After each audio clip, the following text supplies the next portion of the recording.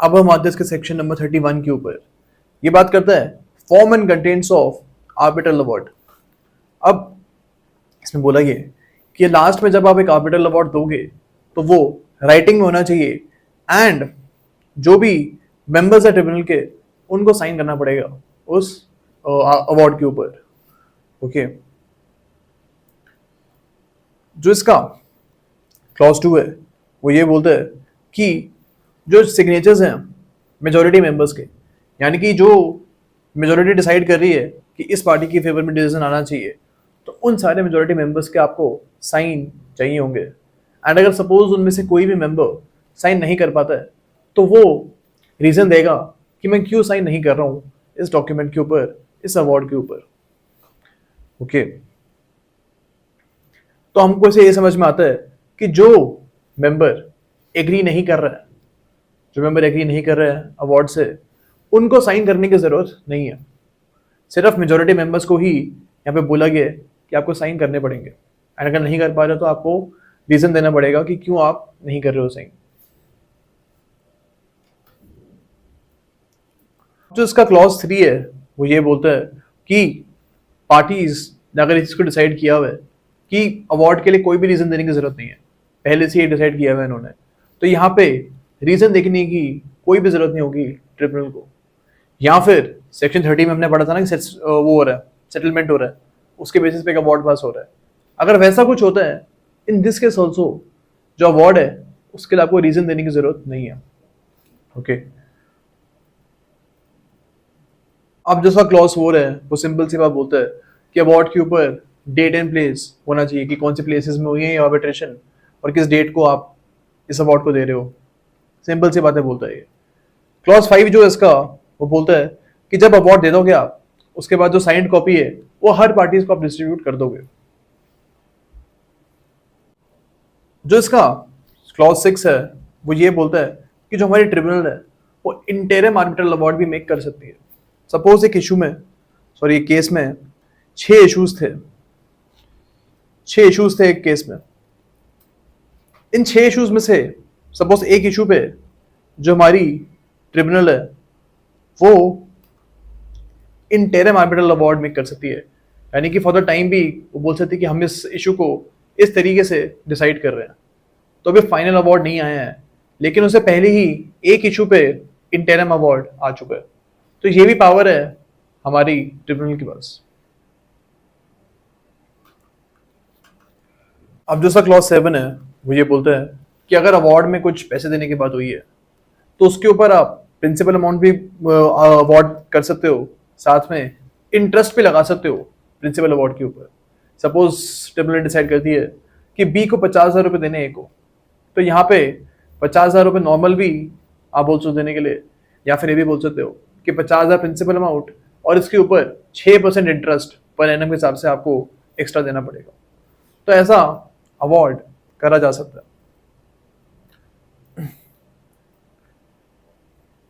अब जिसमें जो क्लॉज 8 है वो ये बोलता है कि कॉस्ट्स भी लगा सकती है, यानी जो ट्रिब्यूनल है वो जब फाइनल अवार्ड कर रही है उस टाइम किसी पार्टी को बोल सकती है वो कि आप कॉस्ट्स पे करो।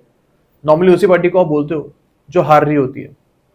ओके, तो यानी जो पार्टी हार रही है उसको लीगल फीस वगैरह देने के लिए बोल सकते हो आप ऑपोजिट पार्टी की, या फिर इसके अलावा जो भी खर्चा आए हैं पूरी प्रोसीडिंग्स के दौरान वो भी आप किसी भी पार्टी को देने के लिए बोल सकते हो। सिर्फ उसी को बोलोगे आप देने के लिए क्योंकि आप केस हारे हो। ओके, इसके अलावा आप जो फीस है आर्बिट्रेटर की उसको भी बोल सकते हो कि सिर्फ ये जो पार्टी है ये मेरी पूरी की पूरी फीस देगी, बिकॉज इसके वजह से ये पूरे का पूरा केस चालू हुआ है एंड ये हार गए।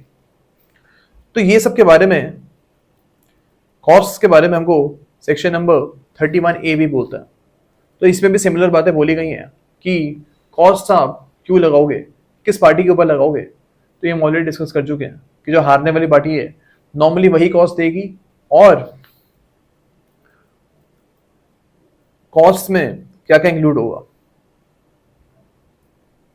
ओके, तो यहाँ पे भी सेम बातें बोली गई है कि जो फीस है आर्बिट्रेटर की वो आप देने के लिए बोल सकते हो, लीगल फीस है जो लॉयर के खर्चे हैं वो भी देने के लिए बोल सकते हो आप, या फिर जो भी आर्बिट्रेशन के दौरान खर्चे आए हैं प्रिंटिंग कॉस्ट वगैरह वगैरह, वो भी आप पे करने के लिए बोल सकते हो।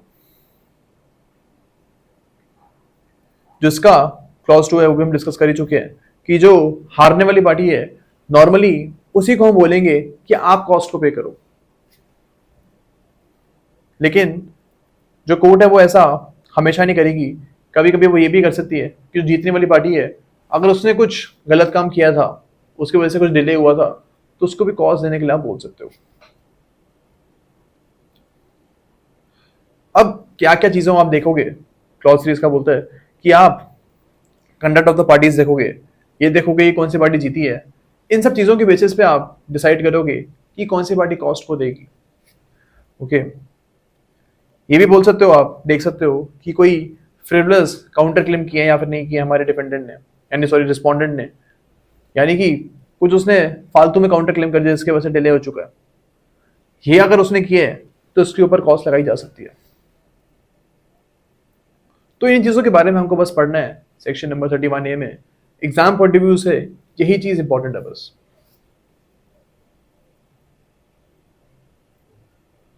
अब हम आते हैं सेक्शन नंबर 32 के ऊपर। ये बात करता है कि एक आर्बिट्रेशन प्रोसीडिंग जो है वो टर्मिनेट कब होगी।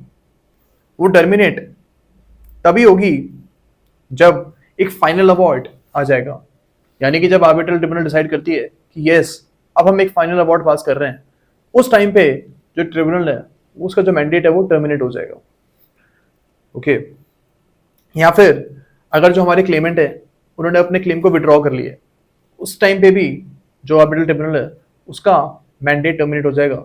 अब इसका ये मतलब है कि उसको आगे जाके अब कोई डिसीजन देने की जरूरत नहीं है, ना ही उसके पास पावर है कोई फर्दर डिसीजन देने की। ओके, ये तभी भी टर्मिनेट हो जाएगा जब दोनों पार्टीज एग्री करती हैं कि यस हमको इस प्रोसीडिंग को आगे नहीं बढ़ाना है। अब जैसे ही ये डिसीजन लेंगे दोनों पार्टीज, उस टाइम पे भी जो आर्बिट्रल ट्रिब्यूनल है उसका मैंडेट टर्मिनेट हो सकता है। या फिर कोई ऐसा सर्कमस्टांस आ चुका है जिसकी वजह से आर्बिट्रेशन प्रोसीडिंग्स आगे चल ही नहीं सकती है, उसको चलना इम्पॉसिबल हो चुका है। इस केस में भी ट्रिब्यूनल का जो मैंडेट है वो टर्मिनेट हो जाएगा। तो यही चीज हमको समझनी सेक्शन नंबर 32 में। अब हम आते हैं सेक्शन नंबर 33 के ऊपर। ये बोलता है कि अगर सपोज कुछ गलती हो गई अवार्ड में, कोई टाइपोग्राफिकल मिस्टेक हो गई है, कोई क्लरिकल एरर आ चुका है, तो उसको करेक्ट अगर आपको करवाना है तो सेक्शन नंबर 33 में आप जाओगे। ओके, या फिर सपोज कोर्ट जो केस हो रहा था ट्रिब्यूनल के सामने, उस टाइम 6 इश्यूज थे, लेकिन ट्रिब्यूनल ने सिर्फ और सिर्फ 5 इश्यूज में ही फाइनल अवार्ड दिए। तो यहाँ पे भी आप सेक्शन नंबर 33 में जा सकते हो ट्रिब्यूनल के पास और उनको बोल सकते हो कि एक इशू के ऊपर आपने डिसीजन नहीं दिया है, इस पे भी आप डिसीजन दे दीजिए। तो यहाँ पे जो हमारी ट्रिब्यूनल है वो डिसीजन दे देगी अपना on this one issue as well.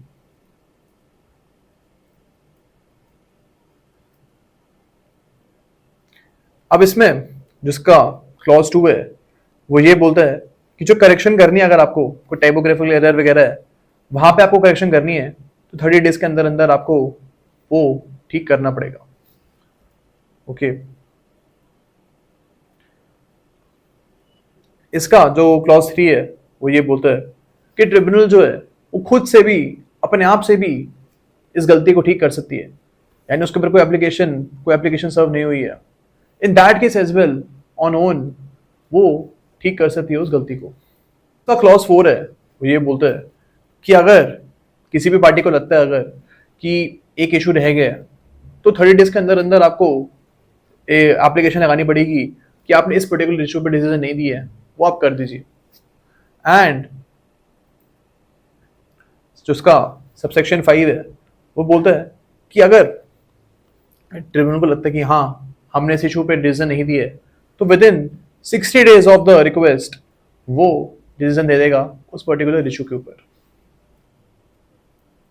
Eight इस टाइम को बढ़ा भी सकती है, जो 60 डेज है क्लॉज 5 में, जो 60 डेज का टाइम है इसको आप बढ़ा भी सकते हो अगर ट्रिब्यूनल चाहे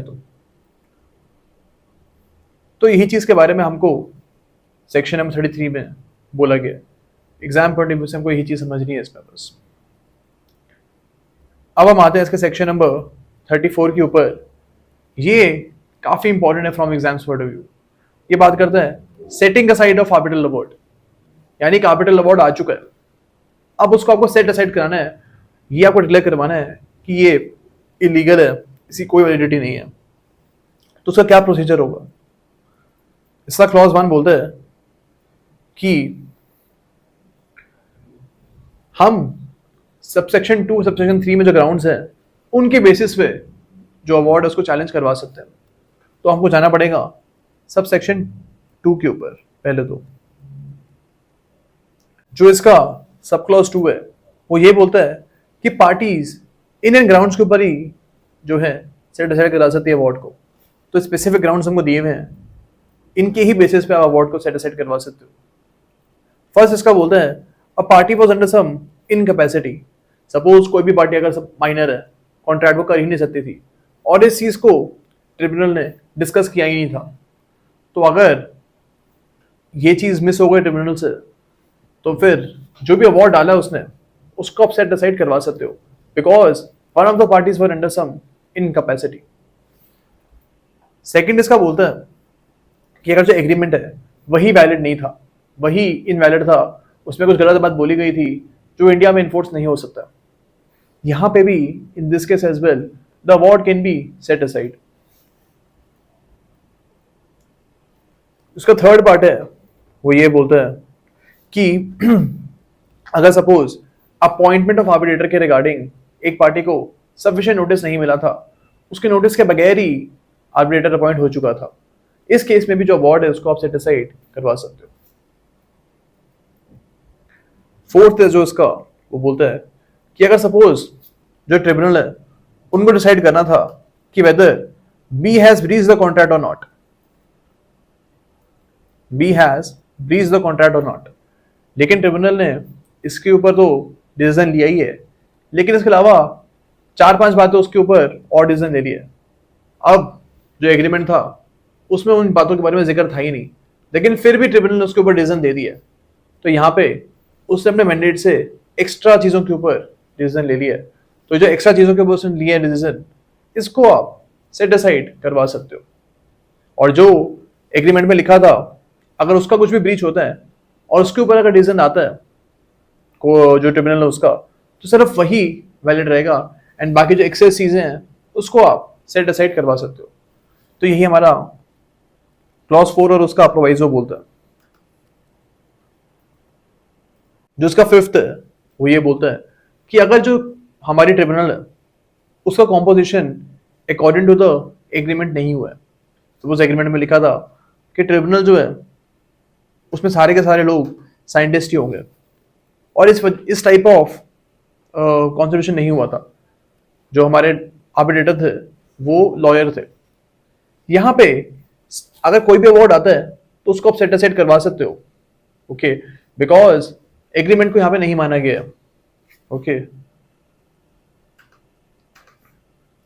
जिसका बी है, बी एस का वो ये बोलता है कि कोर्ट जो है वो भी खुद से किसी भी आर्बिट्रल अवार्ड को सेट असाइड कर सकती है अगर वो जो है इंडिया के किसी भी लॉ के विरुद्ध बात करता है। सपोज जो एग्रीमेंट है या फिर जो अवार्ड है वो सीआरपीसी को वायलेट करता है, सीपीसी को वायलेट करता है या एविडेंस एक्ट को वायलेट करता है, इस केस में जो अवार्ड है उसको आप सेट असाइड करवा सकते हो। अब हम आते हैं बी के ऊपर। बी इसका बोलता है कि कोर्ट जो है वो खुद से ही किसी भी अवार्ड को सेट असाइड कर सकती है। कौन से ग्राउंड्स पे? फर्स्ट इसका बोलता है कि अगर कोई ऐसा सेटलमेंट हुआ था जो कि परफॉर्म करवाना इम्पॉसिबल है, okay, suppose A and B के बीच में सेटलमेंट हो गया था कि ए बी को कुछ सपोज 50 करोड़ रुपए देगा, ओके। अब यहाँ पे ए के पास तो 50 करोड़ रुपए थे ही नहीं, फिर भी उसने सेटलमेंट कर लिया।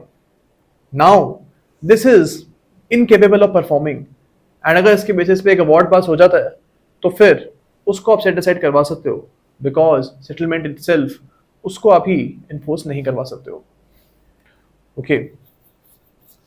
जिसका सेकंड है वो ये बोलता है कि अगर जो हमारा अवार्ड है वो पब्लिक पॉलिसी के खिलाफ है, in that case as well court उसको सेट असाइड कर देगी। अब हमारी पॉलिसी होती क्या है, इसके बारे में हमको एक्सप्लेनेशन वन बताता है। इसका फर्स्ट बोलता है कि अगर अवार्ड जो है वो फ्रॉड या करप्शन से लिया गया था, अगर फ्रॉड या करप्शन के थ्रू अवार्ड आया है तो उसको आप बोलोगे कि पब्लिक पॉलिसी के खिलाफ है और आप उसको सेट असाइड करवा सकते हो। या फिर सेक्शन नंबर 75 और 81 का वायलेशन हो रहा है, in that case as well आप अवार्ड को सेट असाइड करवा सकते हो। जिसका सेकंड है वो ये बोलता है कि अगर fundamental policy of Indian law है वो वायलेट हो रही है, in that case as well award को आप सेट असाइड करवा सकते हो। सपोज कॉन्स्टिट्यूशन ऑफ इंडिया जो है उसके विरुद्ध कोई अवार्ड आया, इन that case you can actually set aside that award because ये पब्लिक पॉलिसी के खिलाफ है। थर्ड जो इसका वो ये बोलता है कि अगर award basic notions of morality और जस्टिस के खिलाफ है तो भी हम मानेंगे कि ये पब्लिक पॉलिसी के खिलाफ है एंड इसको आप सेट असाइड करवा सकते हो।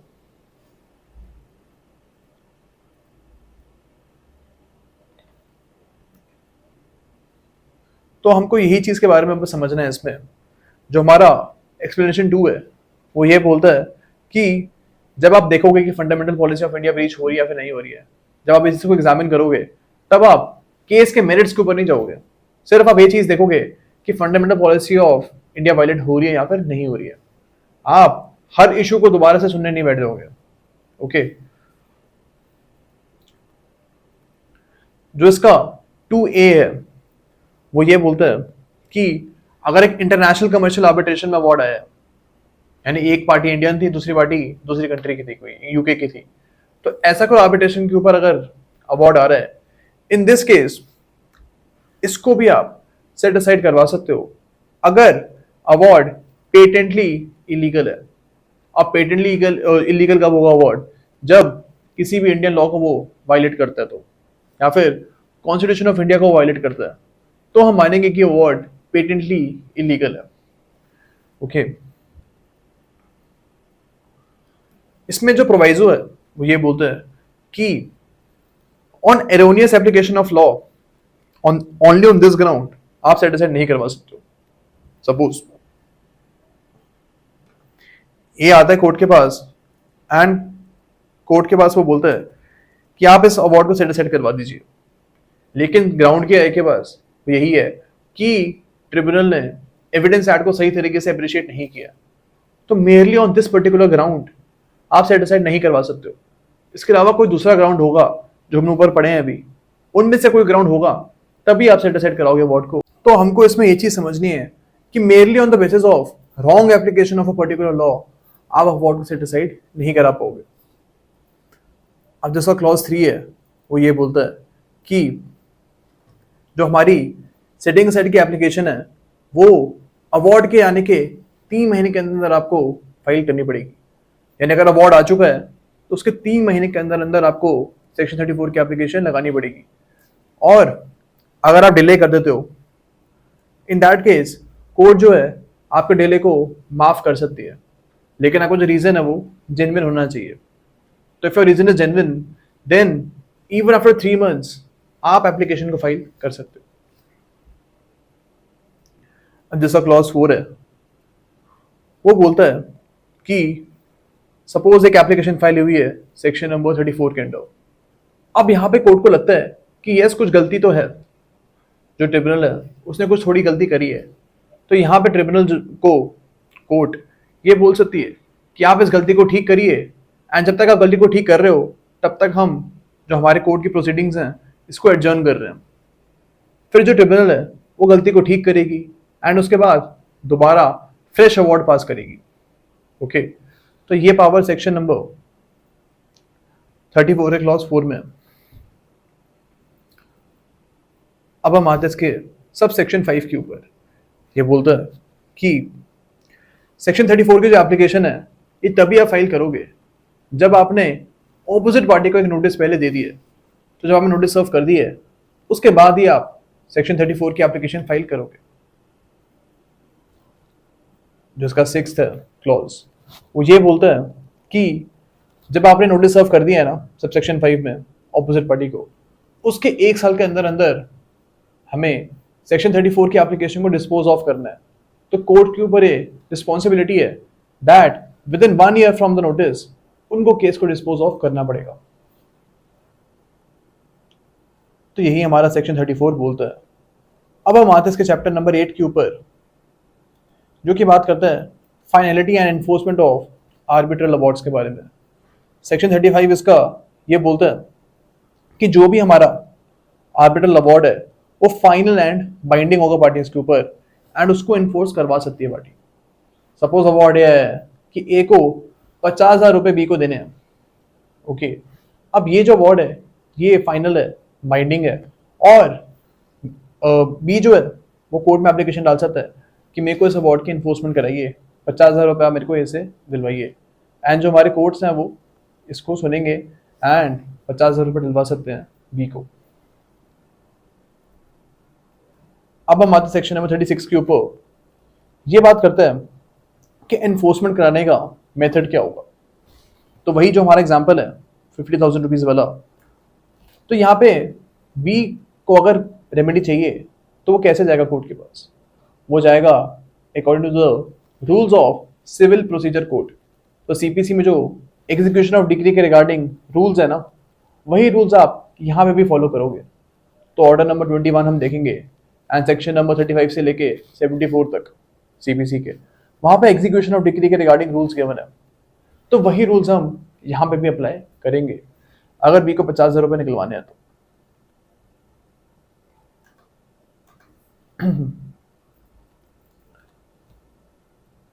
अब जो इसका क्लॉज 2 है वो ये बोलता है कि अगर आपने सेक्शन 34 की एप्लीकेशन फाइल कर दी है तो उसका ये मतलब नहीं है कि जो अवार्ड है उस पर ऑटोमेटिक स्टे लग जाएगा।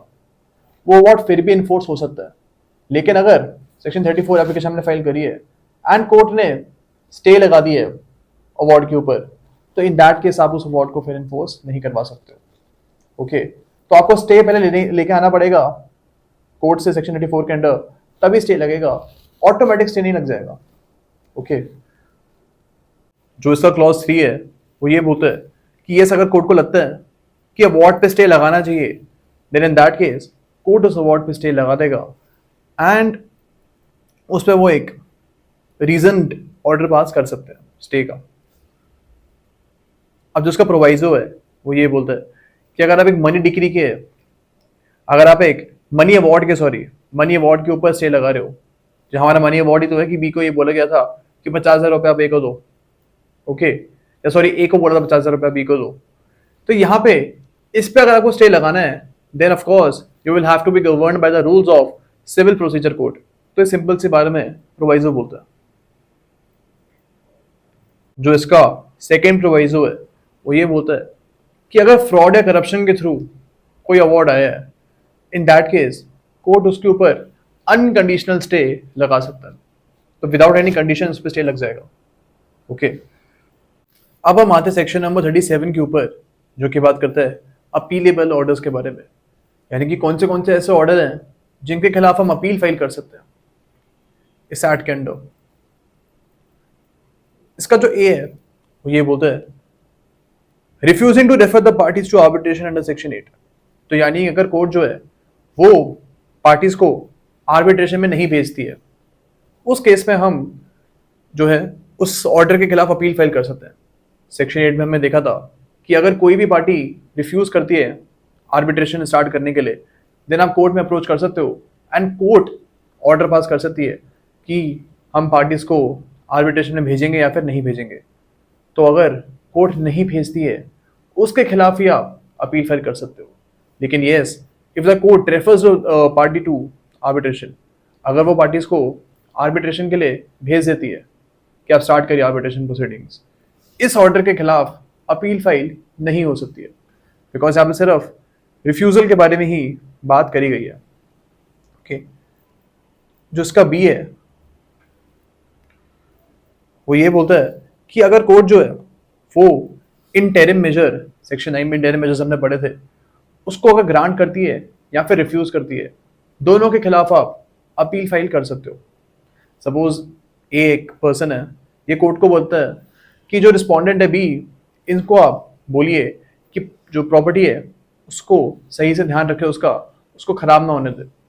अगर कोर्ट ऐसा कोई ऑर्डर पास करती है बी के खिलाफ, जो उसको बोलता है कि हाँ आप इस ऑर्डर का इस प्रॉपर्टी का ख्याल रखिए, इसके खिलाफ अपील फाइल हो सकती है, बी अपील कर सकता है।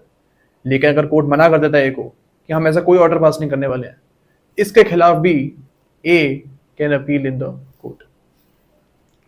सी इसका बोलता है setting aside or refusing to set aside an arbitral award under section 34। तो अगर कोर्ट एक आर्बिट्रल अवार्ड को सेट असाइड कर देता है तो उसके खिलाफ आप अपील फाइल कर सकते हो। लेकिन अगर कोर्ट मना कर देता है किसी अवार्ड को सेट असाइड करने के लिए, इसके खिलाफ भी आप अपील फाइल कर सकते हो। जो इसका क्लॉज 2 है वो बोलता है कि अगर जो हमारे ट्रिब्यूनल है उसने डिसीजन लिए है कि yes I have the authority to hear this particular matter, इसके खिलाफ आप अपील फाइल कर सकते हो अंडर सेक्शन नंबर 37। ओके, या फिर अगर जो कोर्ट है हमारी, उन्होंने सॉरी जो हमारी ट्रिब्यूनल है उसने डिसाइड किया कि हम इंटेरिमेशन नहीं देंगे या फिर देंगे। तो हमने पढ़ा था सेक्शन 9 में तो कोर्ट के पास पावर है इंटेरिमेशन देने के लिए, और सेक्शन 17 में ट्रिब्यूनल के पास पावर है।